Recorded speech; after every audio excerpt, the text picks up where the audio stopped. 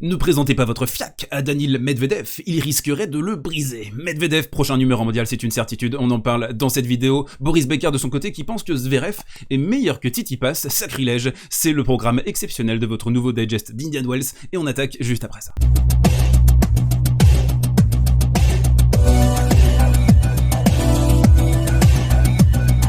On attaque ce côté réseau avec Daniil Medvedev, le casseur de fiac, mais surtout un joueur qui a remporté un grand chelem il y a quelques semaines et qui doit essayer de se trouver des nouveaux objectifs désormais. On a l'antécédent Dominic Thiem et justement on lui pose la question dans cet article d'Eurosport, qu'est-ce qui peut se passer après ce titre à l'US Open? Est-ce qu'on n'aurait pas peut-être une décompression éventuelle? Et il nous dit, je n'ai pas du tout de problème de motivation, je suis encore jeune, gagner mon premier titre du grand chelem était un gros objectif pour moi et un rêve devenu réalité, mais je suis encore là à Indian Wells, je n'ai pas quitté les États-Unis puisque j'ai joué à la Lever Cup à Boston, et ça c'est intéressant, on a pas mal de joueurs d'élite qui sont restés aux États-Unis, qui n'ont pas fait le voyage jusqu'en Europe, ce qui a évité à ces joueurs de se taper le voyage extrêmement long aller-retour, le décalage horaire, le choc thermique aussi parce qu'il fait extrêmement chaud à Indian Wells, donc la Lever Cup à Boston c'était plutôt bien placé plutôt que d'aller s'emmerder à Nur-Sultan ou à Sofia. Il continue, je voulais me sentir bien physiquement et revenir en Europe n'était pas un bon choix dans cette perspective. Ensuite en jaune, il y a eu beaucoup d'excitation autour de moi après donc cette première victoire à l'US Open, mais surtout la semaine après ma victoire. Ensuite ça s'est peut-être un petit peu tassé, tout le monde parlait de moi, tous les médias et les journaux, surtout en Russie on peut imaginer, certaines personnes dont je suis moi-même fan m'ont envoyé des messages, c'était assez sympa, beaucoup de gens veulent payer pour moi au restaurant. J'aimerais bien moi ça aussi d'avoir des gens qui me payent les coûts au restaurant, ce serait plutôt sympa, et j'essaye de refuser, attention.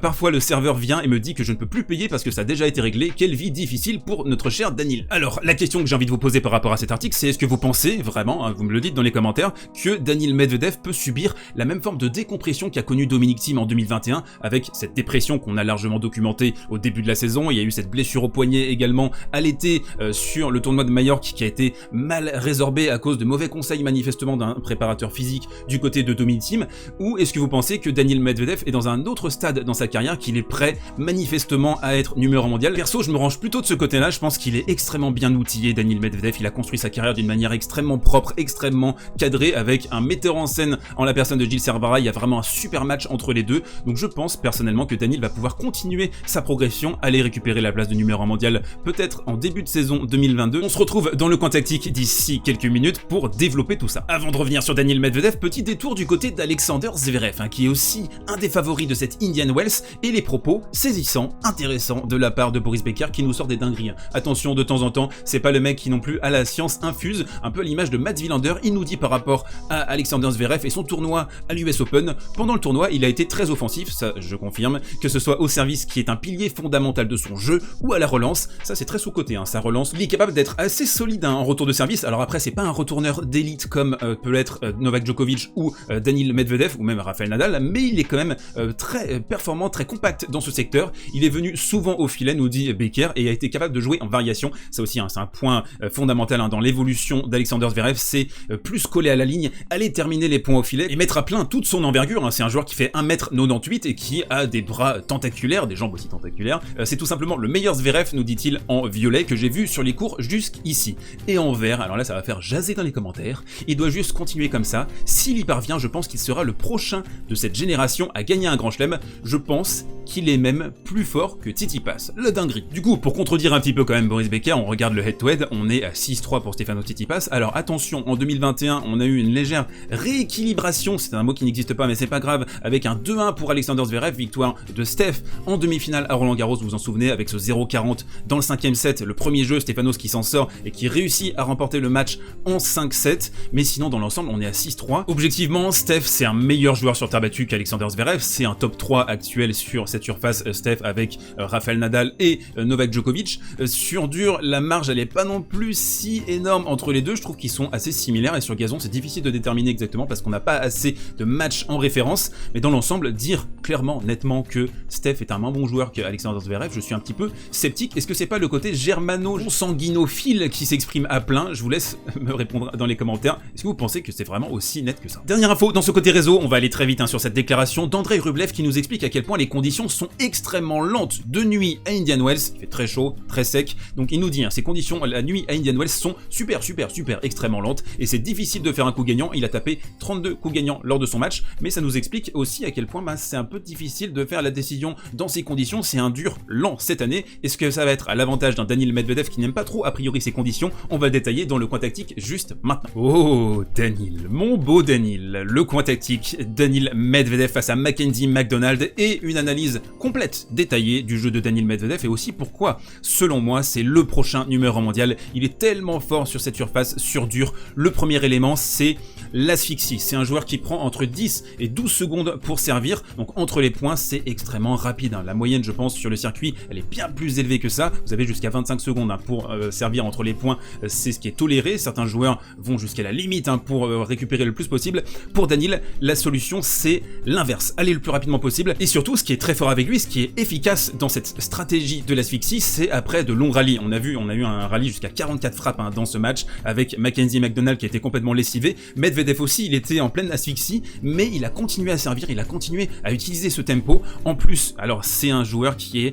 représente une menace au T qui est mortelle. C'est un joueur qui fait beaucoup d'ace de ce côté-là, donc c'est difficile pour McDonald. Vous voyez, il est proche du côté gauche pour essayer de couvrir cet angle, et du coup ça ouvre l'angle pour Daniil Medvedev pour essayer d'aller claquer des aces également extérieurs. Et donc dans cette première palette, on a ce que j'appelle la stratégie du chaos qui est utilisée à merveille par Daniil Medvedev, surtout après les longs rallyes. Vous imaginez, vous perdez un point qui a été disputé, vous prenez un ace, deux aces derrière, ou un ace et puis un 1-2 très vite, vous vous retrouvez à 40-0, ça fait extrêmement mal à la tête, et ça, Daniil, on a parlé du metagame de Novak Djokovic la semaine dernière sur la chaîne, le metagame de Daniil, c'est pas mal du tout aussi. Donc nous avons ces points gratuits au service pour Daniil Medvedev, et notamment après de longs rallyes, et on a également dans son arsenal cette couverture de terrain, ces qualités défensives qui sont absolument phénoménales pour un joueur de cette taille, 1m98, là on le voit, il attire Mackenzie McDonald au filet avec sa position très reculée sur le retour de service, avec des retours qui sont souvent dans cette zone et qui incitent un Mackenzie McDonald ou ses autres adversaires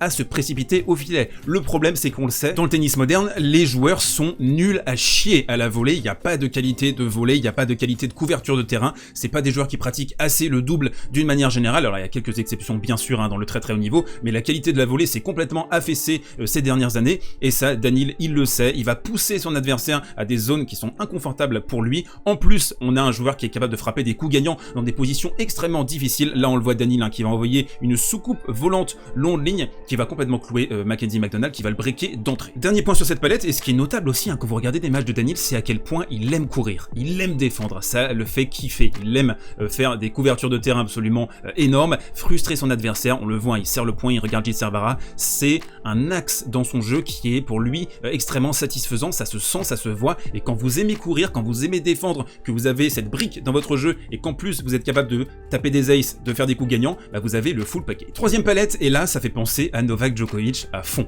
On va avoir un Daniil Medvedev qui applique une stratégie, je regrette, il n'y a pas assez de joueurs qui le font, c'est mettre ton adversaire dans des zones inconfortables, le priver de repères. Ici on le voit, et notamment côté revers, c'est un peu moins le cas côté coup droit, il en fait de temps en temps des amortis côté coup droit, mais elles sont mal touchées je trouve, mais par contre côté revers c'est bien fixé, on l'a vu en faire une demi-douzaine dans ce match, là ça va faire le point gagnant. On voit un Mackenzie McDonald qui est à 1m, 1m50 de sa ligne, qui va avoir une course difficile pour essayer de récupérer cet amorti, qui va perdre le point, et toute la pertinence de ce coup, attention, faut pas l'utiliser trop souvent parce qu'après votre adversaire va se régler, c'est de maintenir justement votre adversaire dans une zone d'incertitude. Il sait pas ce qui va lui arriver, en plus ça vient en contraste avec le reste de votre jeu. On le sait, Daniil c'est un joueur qui aime bien tisser sa toile, qui aime bien mettre des petits coups ici, des petits coups là, faire des 1, 2, 3, 4, faire des rallyes, des diagonales, etc. Et il vient aller proposer un contraste avec ce type de coup, donc c'est extrêmement déstabilisant pour son adversaire qui sait jamais vraiment sur quel pied danser. Dernière palette, et c'est peut-être le point qui manque à Daniil encore, cette qualité de volée. Il a 25 ans, il part de très loin, parce que sa qualité de main, sa qualité de volée, ne serait-ce qu'il y a 1 an ou 2 ans, c'était vraiment très faible. Là, ça commence à progresser, on sent qu'il y a des intentions, il monte pas assez à mon sens, parfois il est là, en décalage coup droit, il envoie une merguez, et le problème c'est qu'après il va avoir tendance assez souvent à reculer, parce qu'il fait beaucoup plus confiance à ses qualités défensives, à ses qualités de mur, à ses qualités de barbelé, de poseur de barbelade, que à ses qualités de volée offensive. Ça on peut le comprendre, il reste dans des zones où il est plus ou moins confortable, mais c'est ce qui manque encore à son jeu, c'est cette petite pierre à l'édifice qui ferait de lui un joueur extrêmement dominateur, très complet complet sur dur, il est déjà extrêmement complet, qualité défensive, offensive, service, et il a une compréhension du metagame qui est absolument phénoménale, mais il lui manque ce petit aspect, cette petite main, c'est ce qui fait la différence, par exemple avec un Novak Djokovic qui lui est absolument imprenable, c'est une citadelle imprenable. Alors Daniil, du coup, je pense qu'il va falloir s'y habituer, c'est un joueur qui va être dominateur ces prochaines années, qui rentre dans son prime,